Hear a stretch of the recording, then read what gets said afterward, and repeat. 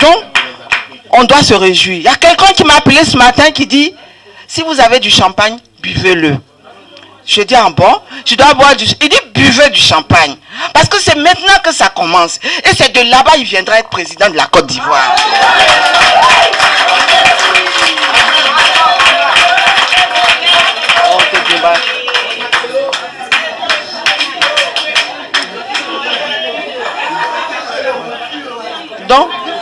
Donc moi je dis, je suis contente par rapport à ce que le frère Goba vient de dire, mais on dit qu'on le juge, si l'information est vraie, du genre on va le juger le lundi.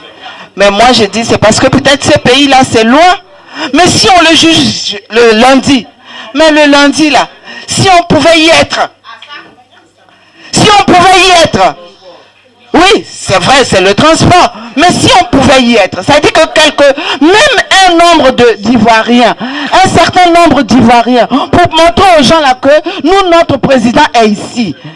Vous avez volé notre président. Vous nous avez enlevé notre président. Nous sommes venus. On va savoir. De toute façon, quand il y a les gens qu'on juge, il y a toujours les parents à côté. Pourquoi nous, on ne peut pas être à côté quand on juge notre président? Et dommage, c'est loin. Donc, je ne sais pas ce qu'on va décider. Je ne sais pas.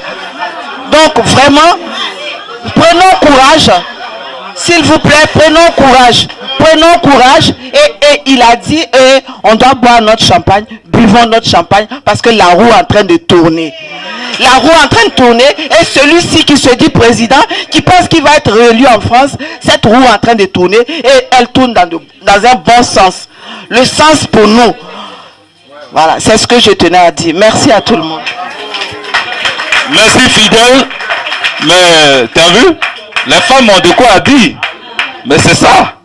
Hein? Les hommes, vous avez vu? Une seule femme. Elle a mis KO. Mais c'est bien. Donc, on veut faire la révolution chez nous, en Côte d'Ivoire. Mais la révolution, ça ne se fait pas du jour au lendemain comme ça. Est-ce que vous comprenez? La révolution, là. Quand Gbagbo dit que la démocratie va naître en Côte d'Ivoire, mais ça ne va pas se faire comme ça. Il va avoir des parcours. Gbagbo a fait quoi? Il n'a rien fait de mauvais. Mais c'est ce qui étonne certaines personnes. Ils disent, mais Gbagbo n'a rien fait. Qu'est-ce qu'il a fait? Mais pourquoi on l'amène ici? Oh, ils sont en train de faire couloir. Oh. Mais tout ce qu'ils sont en train de faire là, ça sonne de partout. Le monde entier est au courant. Hein? Le monde entier est au courant. Il y a un moment où on nous disait que le Sénat américain était informé de ça. Mais ce n'était pas faux. Le monde entier, le problème de Gbagbo là, le monde entier est au courant. Et on va devenir indépendant réellement quand tout ça va changer au niveau de notre pays. Parce que, non, c'est qu'on n'est pas indépendant. Hein? On n'est pas indépendant. On va devenir indépendant. Mais pourquoi on arrive comme ça là? Vous avez vu en France, ici, il y a tout. On dit non, ici, ils respectent les lois, ils font ceci. Mais ils ont eu des millions de morts à leur temps aussi. Il y a eu des gens qui sont morts. Donc, chez nous là, ça ne va pas se passer comme ça. Il y aura des morts. Peut-être nous-mêmes qui vous parlons là, peut-être qu'on ne va pas demain être là. Mais nous autres là, on lutte pour nos enfants, pour que demain là, eux aussi, ils soient comme en France ici. Ils ont la sécu, ils sont à l'aise. Est-ce que vous comprenez? Voilà. Donc c'est pour ça que nous autres on lutte. Quand vous voyez des personnes, des doyens, des personnes âgées, au milieu qui sont chauds là, eux, ils savent, eux ils luttent pour les enfants et pour les petits-enfants. C'est pas à cause d'eux, mais ils ont eu toute leur vie, ils ont vécu comme ils pouvaient vivre. Mais aujourd'hui, ils vous aident. Ils sont là, c'est eux qui sont devant, dans le froid là, ils sont là. Mais toi, tu es jeune comme moi, tu as peur de quoi? Donc, vraiment, les paroles qui sortent des personnes qui viennent vous parler maintenant, c'est juste pour vous dire que arrêtons d'être tristes. Pensons à ce qu'on va faire. Le lundi là, ils ne vont pas juger Gbagbo pour dire tu as tué des milliers d'Ivoiriens, donc tu es condamné en même temps lundi. Non, pour moi, Nicolas Sarkozy va partir. Et puis on saura la suite. Donc, imaginez-vous, dans quelle année ça va se passer. Tout ce qu'ils font là.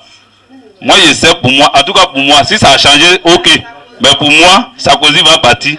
Et puis, le problème de Gbagbo va se régler, c'est fini. Est-ce que vous comprenez? Ce qu'elle a dit là, c'est une prophétie. Hein? C'est une prophétie. Gbagbo est quitté dans la main des rebelles là. Quand il était à Korogo, il n'y avait pas de paix. Parce que il n'était pas libre de faire son sport. Il veut faire du sport. On lui refuse le sport. On a une sœur ivoirienne ici qui a son frère qui est gendarme à Korogo, qui dit que à chaque fois on le changeait d'endroit. Il ne dormait pas au moins 3 fois comme ça, dans la même journée, on le change d'endroit. Donc c'était pas, il est dans la main des rebelles. Est-ce que vous comprenez? Là-bas, là, tu ne peux pas dormir en paix. Donc c'est pour cela hier c'était un peu choquant. Aujourd'hui les gens commencent à comprendre. Mais sinon hier c'était choquant quand nous on disait que il faut pas craindre. Moi, quand j'ai appris qu'il quitte, il vient à chose, j'ai dit ah, il y a certains qui ont appelé en pleurant. Ah, voilà, j'ai dit calmez-vous. C'est bien qu'on allait Gbagbo à Korogo pour l'amener à La Haye. C'est bien.